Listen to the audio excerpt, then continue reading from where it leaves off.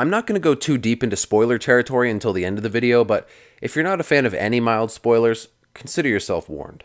It Comes at Night is the latest offering from A24, the film distribution company that brings joy to many a young film fan, and who is responsible for some of the most acclaimed and memorable independent films of the past few years. Now, this is a rare film-going experience for me, as I had not seen a single trailer for the film, nor knew the plot or any of the cast involved, but simply the title and this image from the teaser poster. Needless to say, shedding any preconceived notions one might have, I found It Comes at Night to be a continuously tense and riveting genre film. Less of a straight-up horror movie than one might expect, the most recent feature from director Trey Edward Schultz falls more in line with a survivalist psychological thriller, wherein a family of three finds themselves living in wooded seclusion amid a viral outbreak of some sort. Nothing about the world of this film is made explicitly clear, but the mystery surrounding it all only adds to the atmosphere Schultz establishes from the very first frame.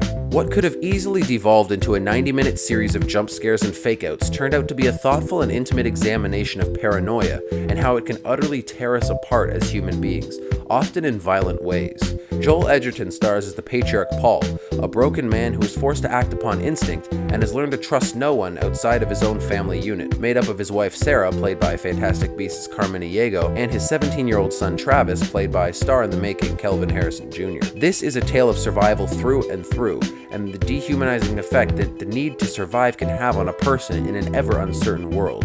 When a man breaks into their house, against Paul's better judgment, they invite him and his wife and young son to live with them, and while we see them bond and work together towards a shared goal of survival, Schultz has us constantly on edge, just waiting for the whole thing to come crashing down, and when it does, it is handled gloriously.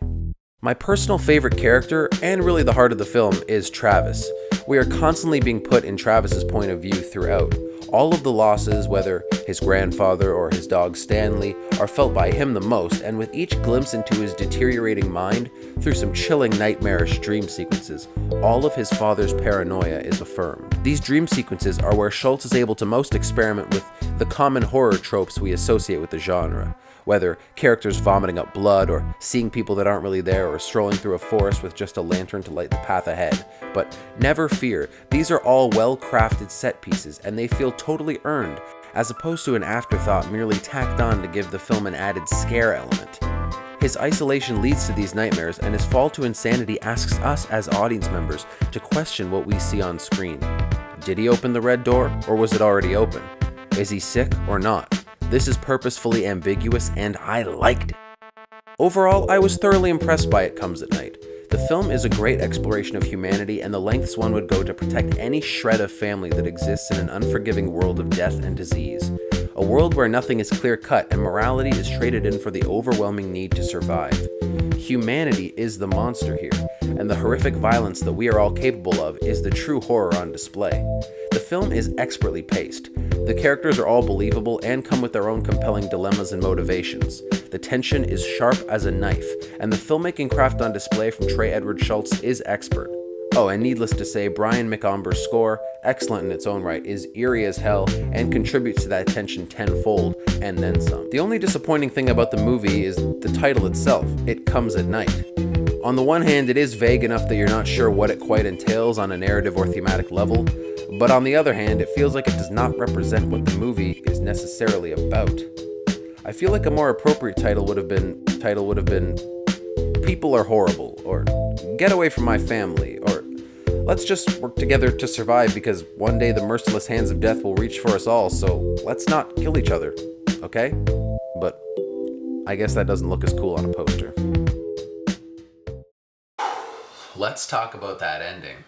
A lot of people have been talking about how they didn't like the ending or felt ripped off by the ending, but I thought the finale was handled brilliantly and quite poignantly, if we're being honest. If you're still watching this video and you haven't seen the movie yet, this is obviously spoilers, but basically Paul kills the family of three because their young son becomes sick and they want to leave. It's kind of like their animal instincts take over, and there's just this very protective side to their families, and it ends up being all of their downfalls in a certain way. And essentially Travis becomes infected by the boy and eventually succumbs to the illness and passes away. And the final shot of the film is Paul and Sarah sitting at the table across from each other with Travis's seat empty. I mean, it's a very touching ending, it's very powerful, and it leaves the film on a very dark and depressing note, which is basically what the entire thing was leading up to. It's not that ambiguous to me what happened, but obviously we don't get a lot of answers in the way of who did open the red door, what happened to Stanley the dog. This movie just had me from the first frame of the grandpa getting freaking incinerated in the opening sequence. I mean, it was just absolutely crazy. I just felt this constant weight pushed on my chest, and it did not leave until I had gotten home from the theater. It was a great movie. I definitely recommend seeing it if you have some time this weekend, because it seems like the best bet that's coming to theaters right now. So this is my review of It Comes at Night. Another one I felt like I could have talked about a lot more. So be sure to leave a like if you enjoyed it and let me know what you think of the video. And if you've seen the movie, let me know what you think of it, because it got a wide release. I was very surprised. So I'm glad to see more A24 films in major multiplexes. All right, well, with that, my name is Nicholas Janzen. Thanks for watching.